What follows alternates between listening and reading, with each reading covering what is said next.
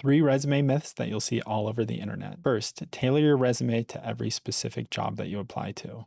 This is a complete waste of time. First, because most job postings, they want you to get past the applicant tracking system. And that's why they give you this advice. But even if you get past the applicant tracking system, they're not going to be looking at your resume. So what you want to do is create your resume for the person that's going to read your job, either the recruiter or the hiring manager.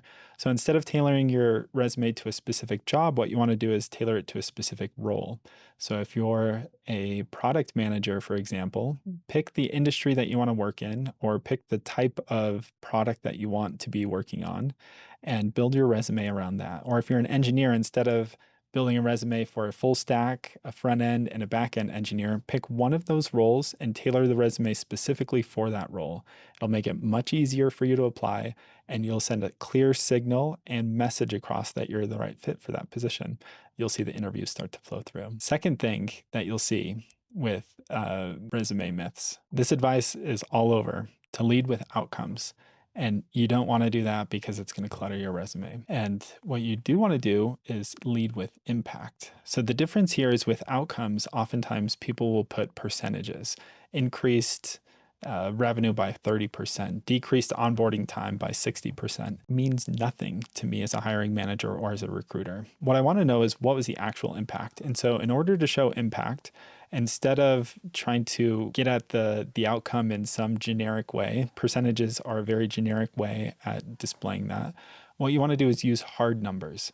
So say decrease the onboarding time from 3 months to 2 days, or say increase revenue by $3 million through XYZ activity.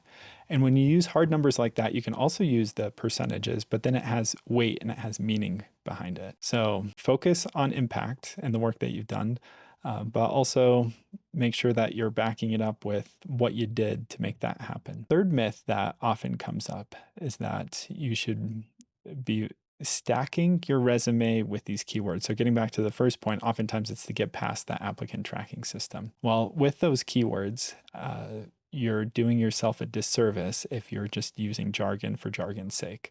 And I would even throw into this the recommendation to put a skill section at the top. So you can include a skill section, but it's actually the least important part of your resume.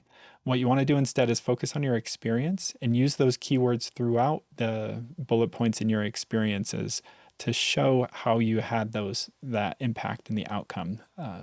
And so the bullet points then become a way where you're describing what you did, but the impact of what you did. And it's all joined together as opposed to being separated by random outcomes or random impact that you've had, and then random skills, and it's hard to see how those match. What that also does for recruiters and hiring managers is it gives them a sense of how much you've used a tool or a programming language before. So if you want to demonstrate that you've had experience with a specific type of technology, make sure you're including that in multiple different experiences. Hiring managers and recruiters will do the math in their head.